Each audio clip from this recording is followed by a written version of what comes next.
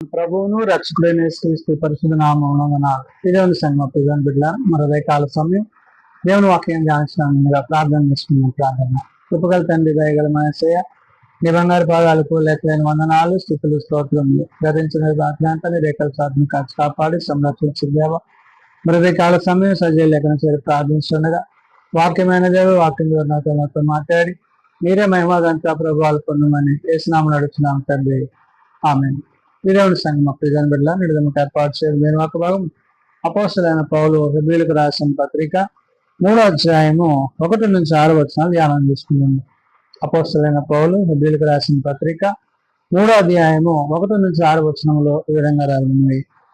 ఇందువలన పరలోక సంబంధమైన పిలుపులో పాలు పొందిన పరిశుద్ధ సహోదరులారా, మనము ఒప్పుకొనిన దానికి అపోస్తలుడును ప్రధాన యాజకుడునైన యేసు మీద లక్ష్య ఉంచుడి. దేవుని సంగమా ప్రధాన బిడ్డలారా, పౌలు హెబ్రీ సంఘానికి పత్రిక రాస్తూ క్రీస్తు యేసుని బట్టి, క్రీస్తు యేసు యొక్క ఉద్దేశాన్ని బట్టి దేవుని ఇంటి మీద నమ్మకమైన వానిగా ఉన్న క్రీస్తును, ఆయన యొక్క ప్రేమను కలిగిన వారమై ఉండాలని పౌలు ఆనాడు హెబ్రీ సంఘానికి నేడు సార్వత్రిక సంఘానికి చెప్తున్న మాట. కాబట్టి ఇందువలన పరలోక సంబంధమైన పిలుపులో అంటారు, అంటే దేవుని యొక్క చిత్తములో, తండ్రి యొక్క ఉద్దేశంలో, తండ్రి యొక్క ఆలోచనలో మనం ఏమై ఉన్నామో అనే విషయాన్ని ఇక్కడ గుర్తు చేస్తున్నాడు. ఇందువలన పరలోక సంబంధమైన పిలుపులో పాలు పొందిన పరిశుద్ధ సహోదరులారా మనము అన్నాడు. పాలు పొందిన పరిశుద్ధ సహోదరులు అంటే ఎవరైతే క్రీస్తు యొక్క ప్రేమలో, క్రీస్తు యొక్క ఉద్దేశాల యొక్క నింపబడుతూ నడిపింపబడుతూ విశ్వాసంలో కొనసాగుతున్నారో అతి వారిని ఉద్దేశించి పౌలు ఇక్కడ మాట్లాడుతున్నాడు. ఒప్పుకొనిన దానికి అపోస్తలుడును ప్రధాన యాజకుడునైన యేసు మీద లక్ష్యం ఉంచుడి అంటే ఎవరైతే ఏ పాపము నుండి మనల్ని విడిపించడానికి, ఏ మరణము నుండి మనల్ని విడిపించడానికి ఈ లోకానికి వచ్చారో ఆ క్రీస్తు యేసుని బట్టి, క్రీస్తు ప్రేమను బట్టి ఇక్కడ పౌలు చెప్తున్న మాట ఏంటంటే, దేవుని యొక్క ప్రేమ పరలోక సంబంధమైన పిలుపులో పాలు భాగస్థులు అవ్వడానికి పరిశుద్ధ సహోదరులుగా మనము ఎవరైతే దేవుడు మనల్ని పిలిచాడో ఆ పిలుపునకు తగినట్లుగా మనము జీవించాలి. ఒప్పుకొనిన దానికి అపోస్తలుడును ప్రధాన యాజకుడునైన యేసు మీద లక్ష్యం ఉంచుడి అంటున్నాడు. కాబట్టి ఇక్కడ యేసు క్రీస్తుని బట్టి, క్రీస్తు యొక్క ప్రేమను బట్టి, క్రీస్తు యొక్క పరిచర్యను బట్టి తండ్రి ఆయన ఏ విధంగా అయితే ప్రేమించి మన కొరకు ఆయన పంపించారో ఆ విషయాన్ని గుర్తు చేస్తూ అంటున్నాడు.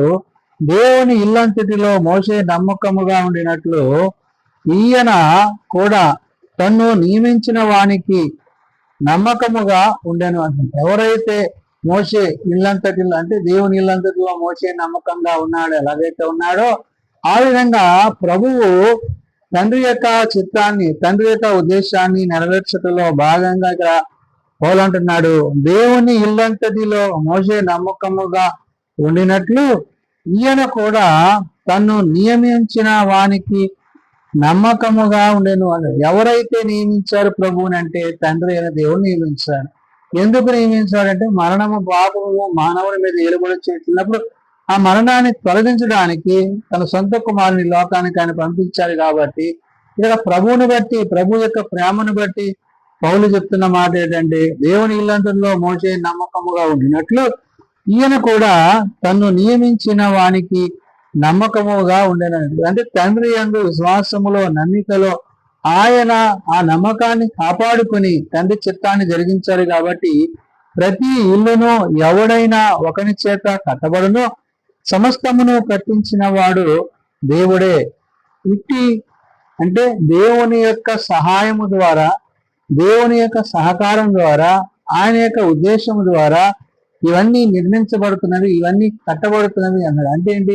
ఆత్మతో, సత్యముతో మన హృదయాలను వాక్యమునందు నిలుపుకొని విశ్వాసంలో కట్టినప్పుడు క్రీస్తు యొక్క ప్రేమ మన యందు ఎటు రీతిగా జీవించుననే విషయాన్ని ఇక్కడ పౌలు ఆనాడు హెబ్రీ సంఘానికి, నేడు సార్వత్రిక సంఘానికి చెప్తున్న మాట.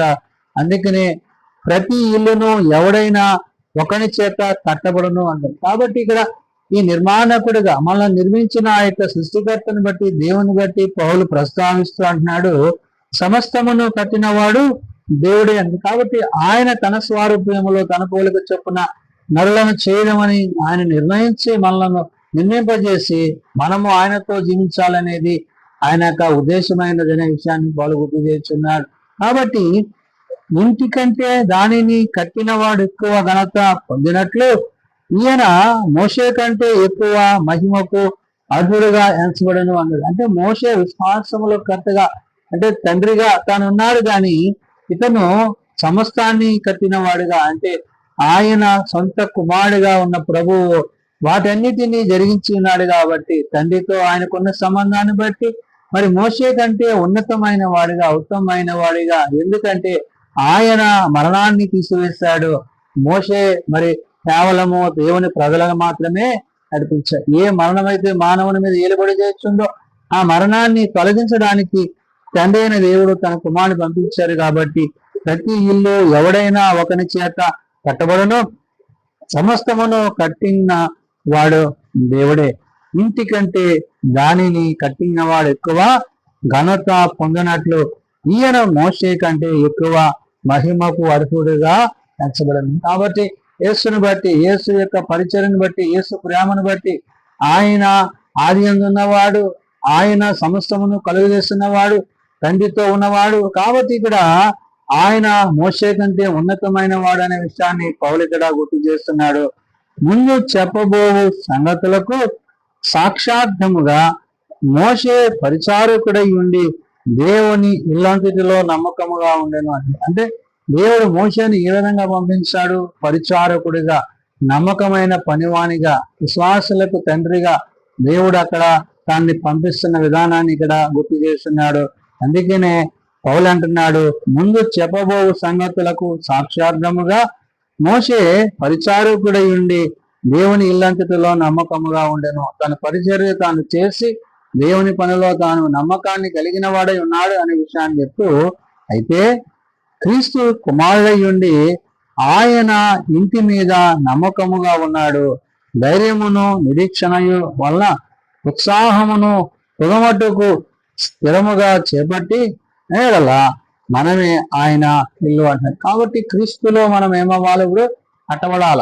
క్రీస్తులో మనము ప్రత్యేకమబడాల. ఎందుకని? ఆయన మన కొరకు, మన పాపముల కొరకు, మన రక్షణ కొరకు ఆయన తండ్రి వద్ద నుండి వచ్చి ఉన్నాడు. కాబట్టి మరి శరీరధారిగా ఆయన మన కొరకు మనం పొందవలసిన శిక్ష అంతా ఆయన అనుభవించి, శ్రమను అనుభవించి, ఆ యొక్క మరణములో నుండి మనకి విజయాన్ని ఆయన ఇచ్చి ఉన్నాడు. కాబట్టి నేడు పౌలు చెప్తున్న మాట ఏంటంటే, మనము అన్నాడు, అయితే క్రీస్తు కుమారుడై ఉండి ఆయన ఇంటి మీద నమ్మకముగా ఉండేను అన్నాడు. ఎవరింటి మీద? తండ్రి యొక్క ఇంటి మీద, తండ్రి యొక్క కుటుంబముగా.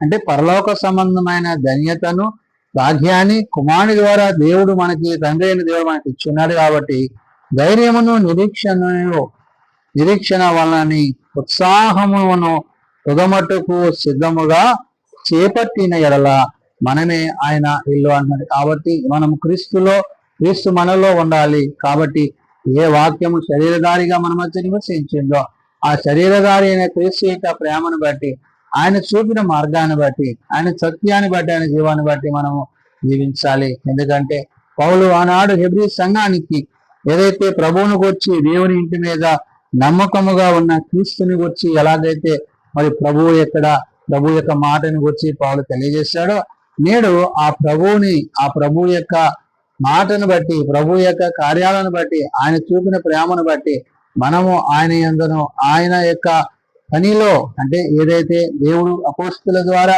మనకి స్వార్థను అందించి నేడు పౌలు ద్వారా ఈ పత్రికను మనకి ఆనాడు హెబ్రీ సంఘానికి, నేడు సార్వత్రిక సంఘానికి తెలియజేశాడో, ఈ పత్రికను బట్టి మనము క్రీస్తు యొక్క ప్రేమలో, క్రీస్తునందు విశ్వాసంలో మనం కొనసాగినప్పుడు దేవుడు తప్పక మనలను తన కృపయందు స్థిరపరచునని, ఆయన రానయ్యున్నాడు. కాబట్టి ఆయన ఎదుర్కోవడానికి కావాల్సిన సిద్ధపాటు మనమందరము కలిగి ఉండాలని పరిశుద్ధాత్మ దేవుడు భక్తుడైన పౌలు ద్వారా తెలియజేసిన మాటలు ప్రార్థన చేసుకుందాం.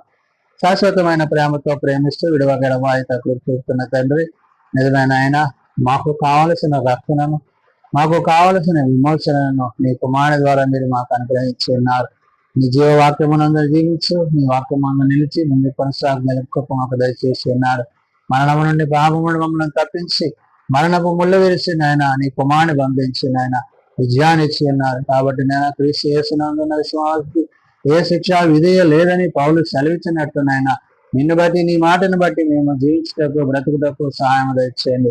బలహీనలను బలపరుచువాడవు, రోగులను స్వస్థపరచువాడవు, ఆయా హాస్పిటల్స్ వద్ద ఎండ్ల వద్ద ఉన్న ఎక్కువాడవు. మీ సన్నిధిలో ప్రార్థిస్తున్న ప్రతి కుటుంబాన్ని మీ కృత్యాతి మీకు కాపాడి సంరక్షించండి.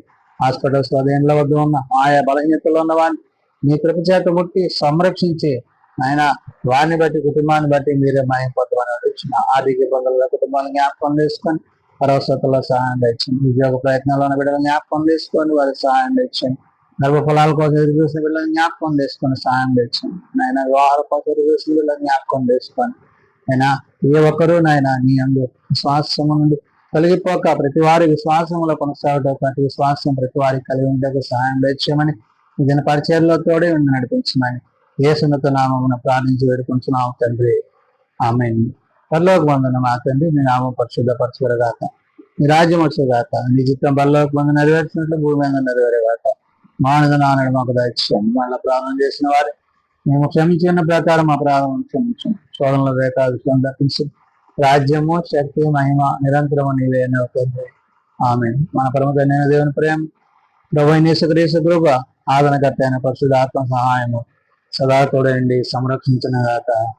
ఆమేన్.